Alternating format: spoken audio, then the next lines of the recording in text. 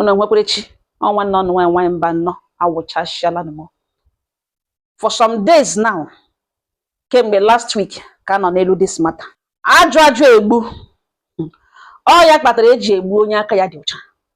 Toro ntị n'ala. Nọrọ n'ihi na ihe mere onye ọzọ ka onye ọzọ ji mụrụ akọ. Ihe a na-ekwu ebe a, ọtụtụ ndị mmadụ, ọtụtụ ụmụ okorobịa ugbu a taa unu na-ele m anya n'ugbu ene. Enwere ihe iburu enyi nwa nwaanyị n'obi. Ejubeghị na n'ihi na ifidiri na ọ dịghị necessary. Mana ị conclude ole na ihe ahụ na o mere eme. Toro ntị n'ala. Wụrụ nwa agbọbịa nọ ngala, gị wụrụ nwa agbọbịa nọ ngala. Enwere onye gị na ya abụọ mega ihe. Enwere ihe ibu n'obi, chọghị ịjụ ya na. Ị conclude ole na yes, o mere eme. Ịjụwa ya na-adịghị necessary. Ngwa bịa kete. Ụmụnne m, anụ m otu nwanne nwoke akpọ m na fon sị m nwa mba nọ m ụzọ. Yes, m na m lekiridele ihe ya nọ n'elu ya na ya dị confused. M sọ gịnị? Gwa m ihe o. Ya sị m na enwere one girl ya likere. Na ya likere this girl too much. Hụ ya n'anya too much. Ya wụ nwa dị humble, na ọ dị okay. Kemgbe ya na ya ji mewe ihe, ọ na-alike inweta onwe ya n'ụzọ ihe na-adịghị anya, ihe a na-enyo enyo. Mana enwere ihe gbara ya ara. Ihe mere ya na isi na-achị ikwu ya egbe. M sọ gịnị nna m? Ya sị m na enwere mgbe ya gara visitie enyi ya nwoke na Abuja. Na as a matter of fact, na enyi ya nwoke ya na ya abụọ ka like ha ka na-ekwu na ha abụọ nọ ndị smata. Na ebe ha gara na Abuja, enwe one girl na the girl na ọwụ onye ọrụ obulinga, ọ na-eko akpa ọkwụ n'ụzọ. Ya buru this girl throughout ihe ya nọrọ na Abuja, na ọ dị girl ka ya jiri etago gbatịrị bọdị. Na ya na nwa ne ya taga ya mgbe niile ya mekwere ya kwụọ nwatakịrị ụgwọ na ya ọwụ biznes ya ọhịa ọnụ na Abuja arụga. Ma nwatakịrị makwara mma. Nwa agbọghọ ọbụla na-eko akpa na ya geghị eme anybody advice iwere ịlọrọ such woman denwe n'ụlọ ya. Na nwa mba na m lezie na ya visiticha na enyi nwoke na Abuja na nwa anọcha yotago nọcha na this girl anọcha. Ya ejikwe na picture the girl n'ihi na ọwụhụ girlfriend ya ga-asị ka ya na ya bụ ọbịa sewe picture, mana ọwụhụ onye ya ga-ahụ ya enyowe ma ọkwa ya ma ọwawo ya n'ihi na ọnwa ya tara for some days. Taa ya yotago ọfụ na mgbe throughout ya na ebe a na ọnwa ka ya na-ata. Si ebe ya na-awụ ya drive ga ya emebi ọbịa nye ya ego ọbagere moto ọgwụla and ọyọ moto enyi nwoke ka ha na-eji aga na mmara na normal ihe ụmụ flexing ụmụ okorobịa na ahụ. M si oke, ana m ihe ị na-ekwu nna m. Ya sị m na ya lọtala na enwere one girl ya na-emega ihe na ya na this girl eme na ihe for like 5 months. Ya like this girl na ya gwakwala na ya chọrọ ịlụ ya na o kwerekwele nọ mezi ka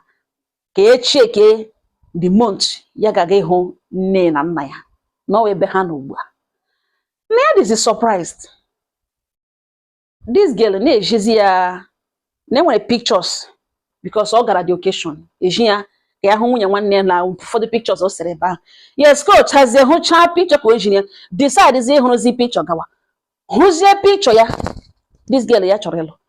Na this girl nọ ntara ya taga na Abuja ya na-aga na joint ebe na ọ ga-aha gị enyi ya nwoke bute moto ha gị ya ga-eburu ka ya eburukwe nke ya. Na elegide this thing na nne enyi ya nwaanyị a na nne na nna ya mụrụ ụmụ anọ. Ya nwa na nwanne ya nwaanyị and the 2 brothers ha nwere. Na ya ahụkwala nọ ha mmadụ a ga-eji ya n'eji. Na according to enyi ya nwaanyị a na mma ya nwụrụ mgbe ha dị obere mpa ya reziri ha. Ya bịa chetewecha ụmụ ajụjụ ya mgbe okwu ya na ya na-ekwu chetechasịcha ya o nwanne ya nwụrụ na ngwa ngwa so ihe ọrụ ga bịa nke denwere ya ahụ ezigbo nwa really enụkwa na ya lụọ ha na ya na ọ marakwa. Nwa mba nọ ya conclude na ihe a wolosho ibe ya si mba ka ya mara ka e buterele ya gbaraga ụlọ ọgwụ nyochacha onwe ya no problem. Ya wee very careful person nyocha onwe ya no problem. Wụ na ya dị okay. From that day ya sị na Chineke ya n'ozuola ya ebido use wezi okpu na be enyi ke nwaanyị kwa na ajụ ese oke ka ha use wezi na protection ọ dị mma na plan o jikwe na ọ mara mma. Ya gba ya nkịtị silele ka ofi ya aga ịlụ ya ebido withdraw bido gwawazie this girl okwu ihe ya ga-agwa ya ka o wee iwe like ka o wee iwe ihe naanị ihe ya chọrọ ka o wepụtata ọnụ si ya na ya achọzi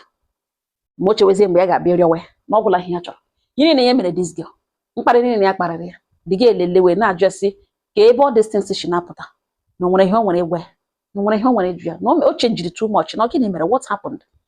o si enwe ihe ya chọrọ ịbịa gbashiwe ya chọrọ ịbịa kojiwe ya bịa petewe ọ bịa menwere explain na ewe enyi nwaanyị o akwana ya eburu na Abuja na ihe a ga-eme ya bịa kọwawanụ ụdị ejiri mara the girl na ya achọghị akụkọ taa ha abụọ na picture that means ha ji phone number ọsọ onwe ha na ya achọghị ogologo akụkọ a ihe ya chọzi na ndụ na that moment the girl pụọrọ ya nwanyị mba nọ nza ya kọtara enyi ya nwoke na Abuja silekpekwe enyi ya nwoke si ya bọdakwala eje because ndị a na-akọvara onwe ha o mekwa mmanya ịsọ nwanne ya nwa nwanne mpa ya ọnwa nwanne mpa ya na ha na-atụ na ha na-atụ na ọpepere na ha na-atụ asheda na ọ ga-akọvakwa igbo kọva onwe ya na ọ baghị uru na ha abụọ ọrụ gakwa otu ọrụ na ha wụ ndị otu ọrụ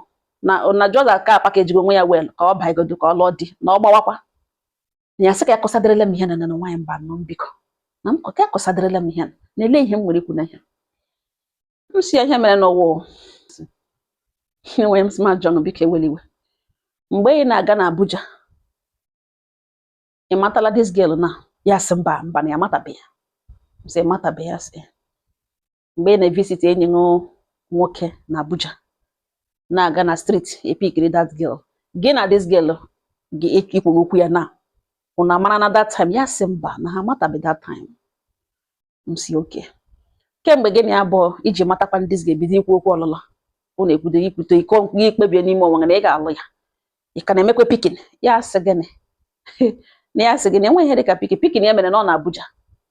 because ihe a ije ya ga that time ya enweghị enyi nwaanyị ya ka just work out of relationship ya nọ n'ime because of agwa the girl ya enweghị enyi nwaanyị that time and ọkwa na enyi ya nwoke ahụ mere encourage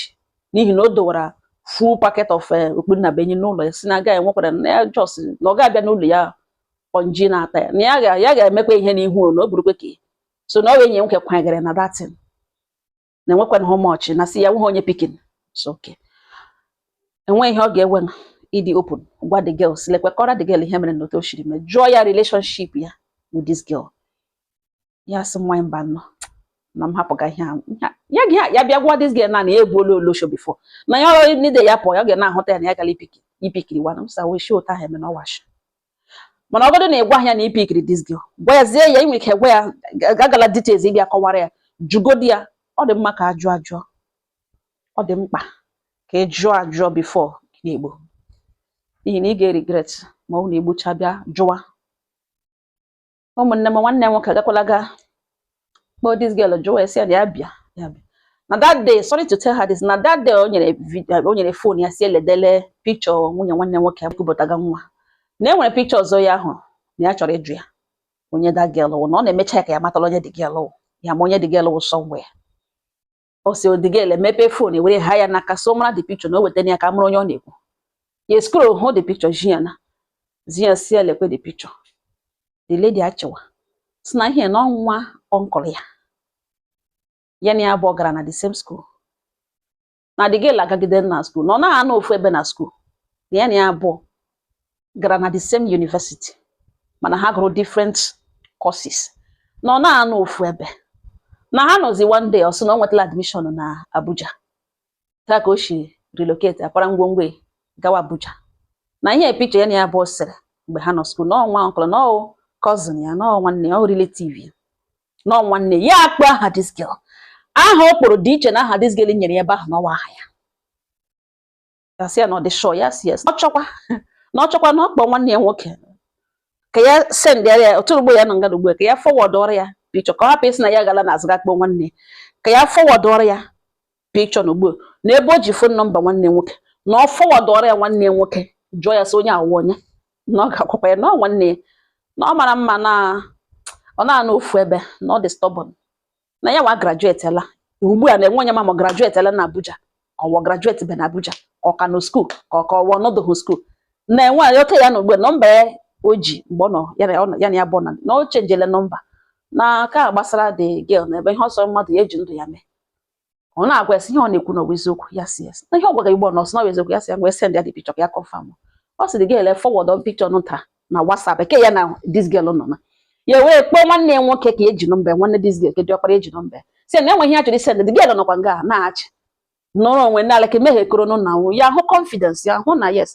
kpọọ send ara anyị nwanne nwoke nọ ntara picture say na biko no that girl ya na nwanne nwaanyị no mata onye ọwụ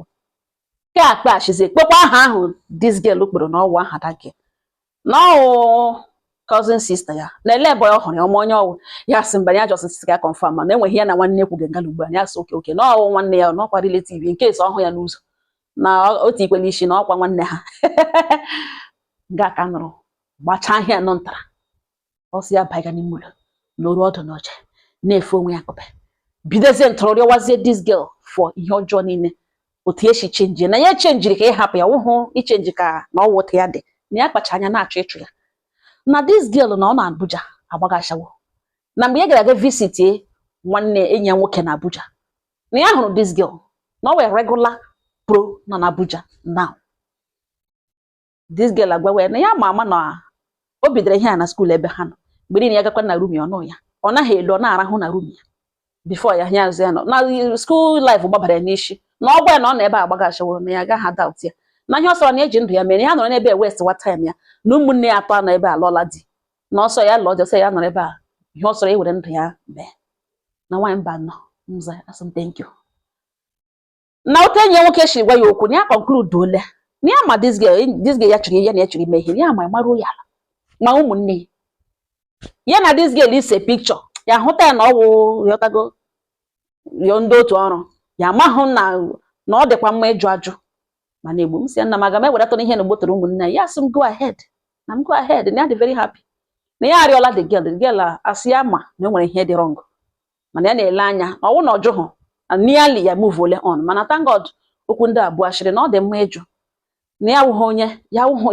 enweghị ga-eme n'elu ụwa ya ewepụta ahụ ya ka enwere emere aja na ọ dị possible na ya ga-eme na ha hụjie ha n'ebe ha nọ mbụ ụmụnne m ịnọ ngala ya nwa okorobịa nwa agbọbịa ọ gịnị nwe ihe ahụ ifuru ndị ka ya nọ na di ị ga-ahụ di na nwaanyị na ekwe bube ịga n'ime mgbụlọ otu onye na-aga kpimkpimkpimkpimkpim